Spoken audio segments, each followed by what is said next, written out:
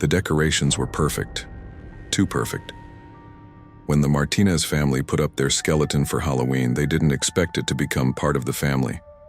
Every morning it stood in a different spot. Kitchen, hallway, once right outside their bedroom door. At first they laughed it off. Kids playing pranks, faulty wiring, the wind. But on October 31st at exactly midnight, someone knocked on their door. 3 slow, deliberate knocks. When they opened it, the skeleton was gone, and standing in its place was something that looked almost human. Almost. What happens when the line between decoration and reality disappears? What do you do when the thing you invited into your home decides it doesn't want to leave? Before we begin, hit that subscribe button and drop a comment telling us your favorite spooky topic. We read every single one, and your story might be next. The shop smelled like forgotten things. Dust and old wood and something else Robert couldn't quite place. Something that reminded him of his grandmother's basement where she kept the boxes nobody wanted to open. Linda wrinkled her nose as they stepped inside, but Casey was already halfway down an aisle, her phone out filming everything for her followers. "Mom, this place is perfect. Look at this stuff." Old Hallows Antiques wasn't on any map. Robert had driven past it a dozen times without noticing, but today, 3 weeks before Halloween, it had practically demanded their attention. A hand-painted sign in the window, authentic Halloween decor, one-of-a-kind pieces. Authentic, Linda muttered. That's code for overpriced. But Oliver had already spotted it. The skeleton stood in the corner, nearly 6 feet tall, positioned like it was waiting for someone. Real bone or something that looked convincingly close. The joints moved smoothly when Oliver pushed the arm, and the skull tilted at an angle that seemed almost curious. "Dad, we need this one." Robert checked the price tag. Reasonable, surprisingly. Maybe too reasonable for something this detailed. The bones had a yellowish patina, worn in places, authentic down to the smallest detail. He'd seen plenty of plastic Halloween skeletons, this wasn't one of them. The shopkeeper materialized from the shadows. An older man, rail-thin, with eyes that seemed colorless in the dim light. He wore a vest that might have been fashionable 40 years ago and smelled faintly of tobacco. "That one's special," the man said. His voice sounded like gravel shifting. "Been here longer than most things. Longer than me, truth be told." Linda crossed her arms. "How much longer?" "Long enough to have a story."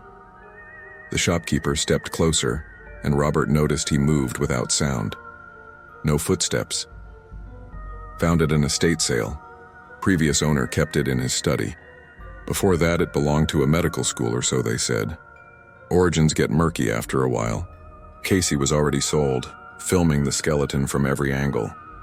It's giving vintage medical school vibes. My followers are going to lose it." "Just a decoration, right?" Linda asked, and something in her voice suggested she needed the answer to be yes. The shopkeeper's expression didn't change. Everything's just something until it isn't.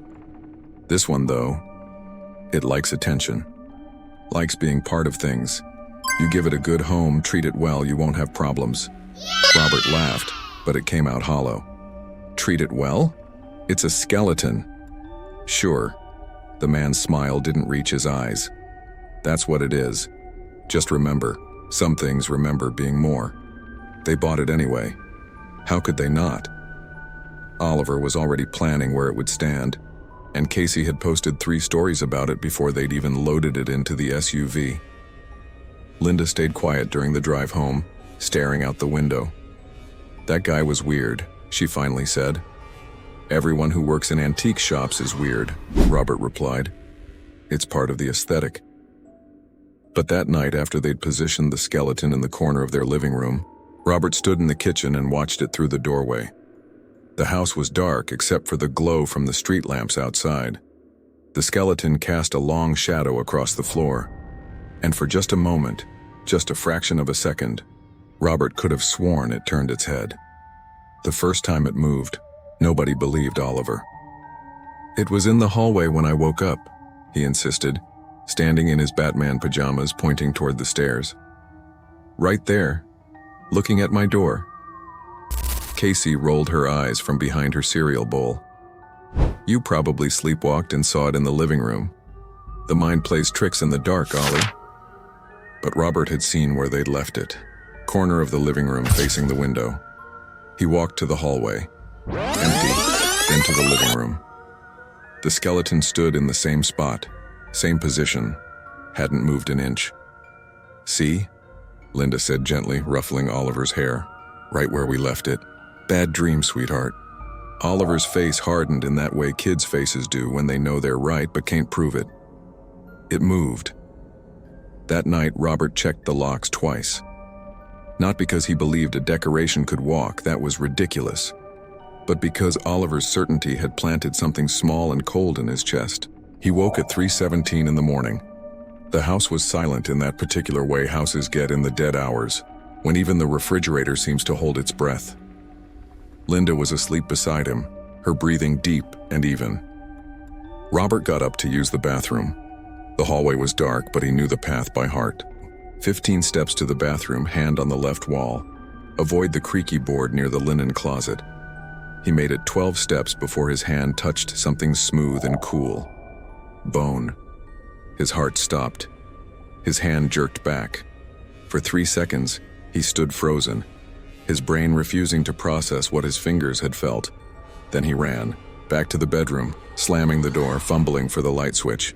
Linda bolted upright, confused and alarmed. "Robert, what? The skeleton?" His voice came out strangled. "It's in the hallway." They stood in the bedroom, Linda in her nightgown, Robert shaking despite himself. The house was silent. No footsteps, no movement, nothing. "Maybe Oliver moved it," Linda whispered. "As a prank." "Oliver's 8. That thing weighs 40 pounds. Linda grabbed her phone, turned on the flashlight. Together they opened the bedroom door. The hallway was empty. They checked every room. Oliver asleep in his bed. Casey asleep in hers, earbuds still in. And in the living room, the skeleton stood in its corner, facing the window, exactly where it had always been. "You had a nightmare," Linda said, but her voice wavered. "Stress, work, Halloween getting in your head." Robert wanted to believe her, but his hand still remembered the feeling of bone under his palm. Cool and smooth and somehow impossibly warm underneath. The next morning, Casey found it in the kitchen. She screamed. Not a horror movie scream, but a real one. Sharp and genuine. The kind that brings parents running. They found her standing in the doorway, phone dropped on the floor, staring at the breakfast table. The skeleton sat in Robert's usual chair. Its arms rested on the table. Its skull was angled down like it was reading the newspaper that had been left there the night before. Nobody spoke for a long moment. Then Casey, voice small and young, in a way it hadn't been in years. "Who did this?" They all looked at each other. Nobody had done this, they all knew it, even if nobody wanted to say it. Robert approached slowly. The skeleton didn't move. Of course it didn't move, skeletons don't move. But as he reached for it, he noticed something that made his blood run cold. The chair was pulled out from the table. Not just positioned there, pulled out, the way someone would pull out a chair to sit down. And on the newspaper in the classified section, a single word was circled in pencil. Family. They tried to get rid of it that afternoon. Linda was done. "I don't care what it cost, I don't care how authentic it is, that thing is leaving this house." Robert agreed. The rational explanations were wearing thin. Pranks, sleepwalking, stress, none of it explained the chair. None of it explained the circled word. Casey filmed while they carried it toward the garage, her hands shaking slightly despite her attempts to seem calm. "This is actually insane content," she muttered, but there was no enthusiasm in her voice. They got halfway across the living room when Oliver spoke from the stairs. "You're making it angry." Everyone stopped. Oliver stood on the landing, still in his school clothes, his face pale and serious. "What did you say?" Linda asked. "You're making it angry. It doesn't want to leave. It told me." The temperature in the room seemed to drop. Casey's phone screen flickered. "Oliver, stop it," Linda said, but her voice cracked. "This isn't funny." "I'm not trying to be funny." Oliver descended the stairs slowly, his eyes fixed on the skeleton. It comes to my room at night. It doesn't hurt me. It just watches, like it's making sure I'm okay. Robert set his end of the skeleton down. His arms were shaking. When did this start? The first night. It stands in my doorway. Sometimes it moves my toys back to the shelf when I forget. It fixed my nightlight when it broke. Oliver was close now, standing directly in front of the skeleton. It's lonely. It just wants to be part of something. The skeleton's jaw hung slightly open, casting a shadow that looked almost like a smile. Casey stopped filming. This is too weird. Even for me, this is too weird. Linda reached for Oliver, pulled him back. We're getting rid of it. Today. Now. But when Robert tried to lift it again, the skeleton wouldn't budge. He pulled harder. Nothing. It might as well have been bolted to the floor. Linda joined him, then Casey. All three of them straining against something that should have weighed 40 pounds but felt like it weighed 1,000. They gave up, gasping, sweating despite the cold that had settled over the house. That night, none of them slept well. Robert lay awake, listening to the sounds of the house. Creaks, settling, the furnace kicking on. Normal sounds, except around 2 in the morning he heard something else. Footsteps, slow, deliberate, moving through the hallway, past their bedroom door, down the stairs, through the living room. He got up, against every instinct screaming at him to stay in bed. Linda grabbed his arm but didn't try to stop him. They both knew he had to look. The living room was dark. The skeleton stood in its corner. But something was different. Robert fumbled for the light switch, and when the room flooded with brightness, he saw it. The skeleton was facing the opposite direction. Not toward the window anymore. Toward the house. Toward them. And in the dim reflection of the window behind it, Robert could see something that made his heart hammer against his ribs. The skeleton's reflection didn't match its position. In the glass, it stood at the window, pressed against it, both hands on the pane, its skull tilted as if trying to see inside. Watching them, learning them, waiting for something. Halloween was 1 week away. Halloween arrived like a held breath finally released. The Martinez house looked like every other house on the block.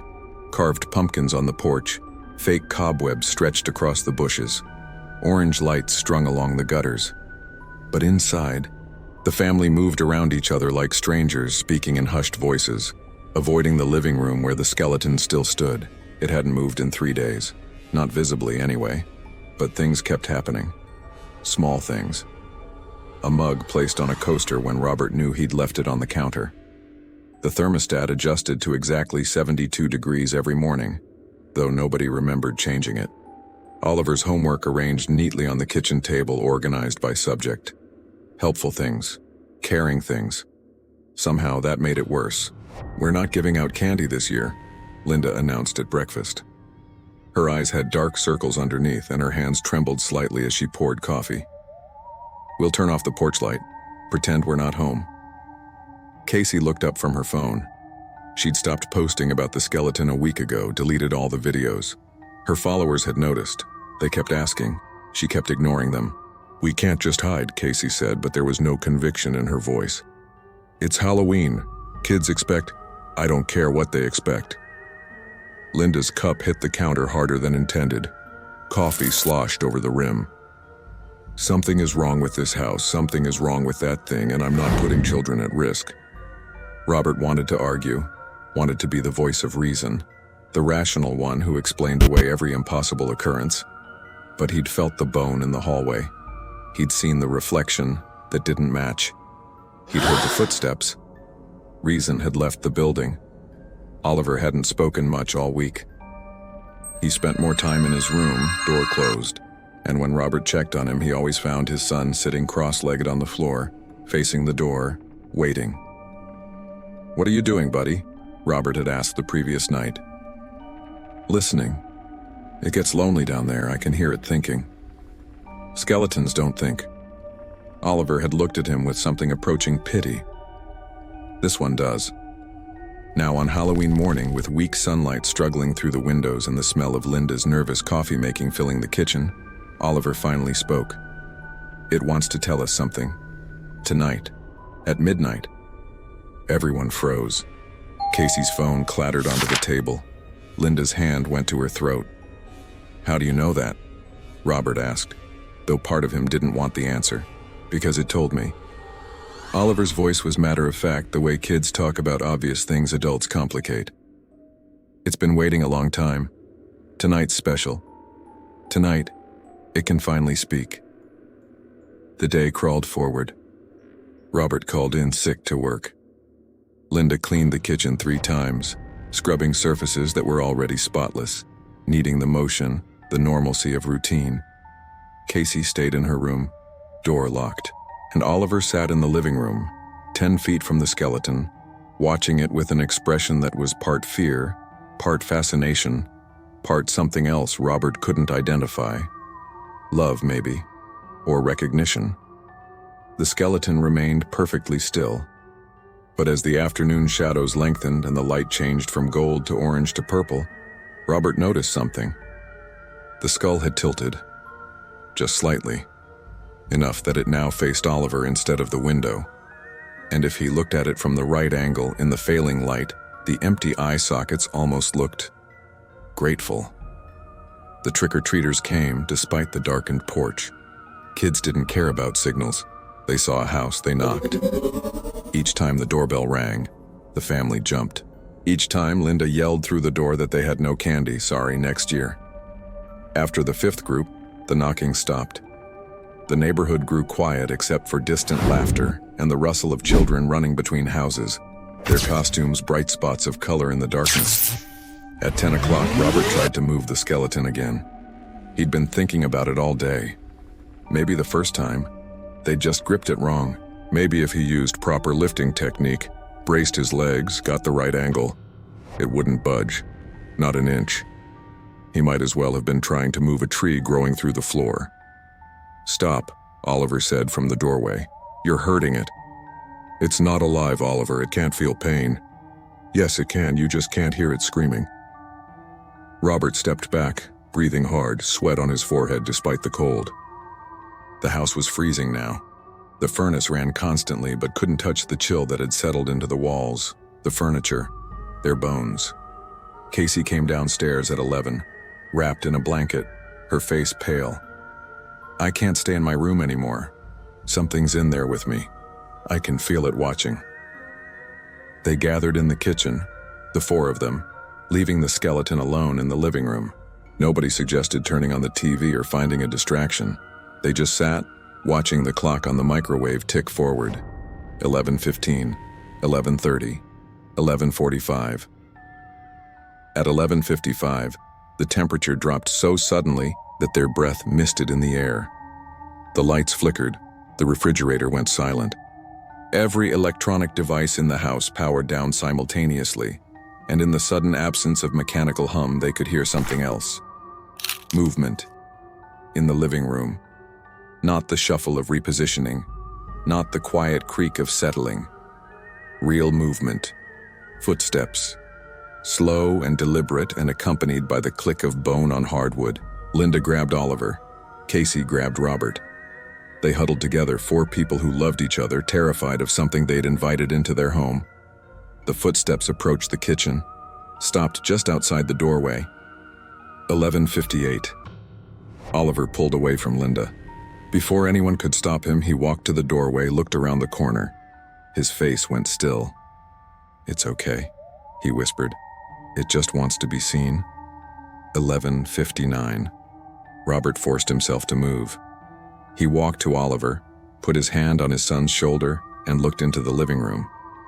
The skeleton stood in the center of the space. But it wasn't just standing anymore, it was animated.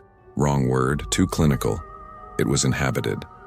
The bones moved with purpose, with life, with something that remembered how a body should work. The jaw worked slowly, like it was remembering how to speak. Midnight. The clock didn't chime. The house didn't have a chiming clock. But somewhere in some dimension that overlapped with theirs for just this moment, a bell tolled. Once, Twice, 3 times. 3 knocks echoed through the house. Not from inside, from the front door. The skeleton's head turned toward the sound. Then, slowly, deliberately, it walked toward the door. Each step was measured, careful, like a person learning to walk again after an injury. The family followed, unable to stop themselves, drawn forward by terror and curiosity, and the awful need to know. The skeleton reached the door. Its hand, fleshless, impossibly moving, grasped the handle, turned it, pulled it open. On the porch stood a figure. It was human, almost. The framework was right. 2 arms, 2 legs, a head on shoulders. But the details were wrong. Flesh hung in patches, gray and mottled, stretched over bones that were too visible. Clothes, a jacket, jeans, boots, that might have been fashionable decades ago. The face was the worst part. Mostly skull, but with enough tissue remaining to suggest what it had been. Eyes somehow still present, clouded but aware, staring at them with an expression that combined longing and relief and bone-deep exhaustion. "Thank you," it said, and the voice came from everywhere and nowhere, echoing in their skulls more than their ears. "Thank you for letting me in." Robert heard Linda gasp behind him. Casey's phone hit the floor. When had she grabbed it? The screen shattering, but Oliver stepped forward, unafraid, his small hand reaching out. "Thomas," Oliver said simply. "Your name is Thomas." The figure nodded, and something that might have been a smile flickered across the ruined face. "You listened. You're the only one in 43 years who listened." "I don't understand," Robert managed, his voice barely working. "What are you?" "A man. Once." Thomas, the name fit somehow, looked down at the skeleton that had opened the door. "That was me. Is me. The bones they found in the crawl space of that antique shop, the body they never identified, the person nobody missed." He moved past the skeleton and they parted for him, unable to do anything else. He walked to the living room, stood in the spot where the skeleton had stood for weeks, and turned to face them. "I died alone. Halloween night, 1982. I was living above the shop, temp work, no family, no friends. Heart attack. Simple. Stupid. I was 36 years old." His voice held no self-pity, just statement of fact. "They found me 3 months later. By then I was just bones. The shopkeeper, different owner then, he kept me. Said I deserved better than a pauper's grave. But there's no dignity in being a specimen, no peace in being a curiosity." Linda had moved to stand beside Robert, her hand finding his. "Why us? Why our house?" "Because you're whole." Thomas's eyes, wrong, impossible, dead but seeing, moved from face to face. "A family, complete, loving, everything I never had. I didn't mean to frighten you. I forgot how to be gentle, forgot how to be human without scaring people." The skeleton moved closer to Thomas, and Robert realized with a shock that was probably obvious in hindsight, they were the same thing. The skeleton was Thomas's anchor, the physical remains that tied him to this world. The flesh, the form, the figure on the porch, that was memory, will, the desperate desire to be more than forgotten bones in a corner. "The circled word," Casey said, voice small. "Family, that was you? I wanted you to understand. I wasn't trying to replace anyone or hurt anyone. I just wanted to know what it felt like. To be part of something. To matter to people who'd notice if I was gone." Thomas looked at Oliver. "You understood. Children always do. They haven't learned to ignore the impossible yet." Oliver walked to Thomas, no fear in his movements, and held out his hand. "You fixed my nightlight. You organized my homework. You were taking care of us. It's all I knew to do, all I remembered wanting when I was..." Thomas's form flickered, becoming translucent for a moment. "When I was alive." "What happens now?" Robert asked. The terror was fading, replaced by something complicated, pity and sadness and a strange kind of understanding. "Now I can go. Seeing you, talking to you, being acknowledged. That's what I needed. To be real to someone one more time. To matter, even for a moment." Thomas looked around the room, at the Halloween decorations, the family photos on the walls, the lived-in warmth of a home. You gave me that. You let me be part of your family for a few weeks. That's more than I had in life. The skeleton began to collapse. Not violently, gently, almost respectfully, bones separating and settling onto the floor in a neat pile. Thomas's form grew fainter, the flesh fading, the clothes becoming transparent. "Will it hurt?" Oliver asked, tears on his cheeks. "Being gone?" "No." Thomas's smile was genuine now, peaceful. "It's rest. Finally. Thank you for listening, little one. Thank you for caring about something everyone else threw away." He faded completely. The cold lifted. The lights came back on. The house hummed to life around them. In the living room, where the skeleton had stood, only a pile of bones remained. Old bones. Quiet bones. Just calcium and minerals, nothing more. They buried them the next day, in the cemetery on the hill. A small plot, a simple stone. Robert paid for both. Casey designed the marker. Linda chose flowers. Oliver wrote the inscription, "Thomas, finally home." The Martinez family never bought another Halloween decoration from an antique shop. But every October 31st, they visit that small grave on the hill. They bring flowers, fresh ones, bright ones, the kind that say someone cares. Oliver, even as he grows older, never forgets to go. Casey stopped chasing viral content and started noticing the quiet stories, the forgotten people.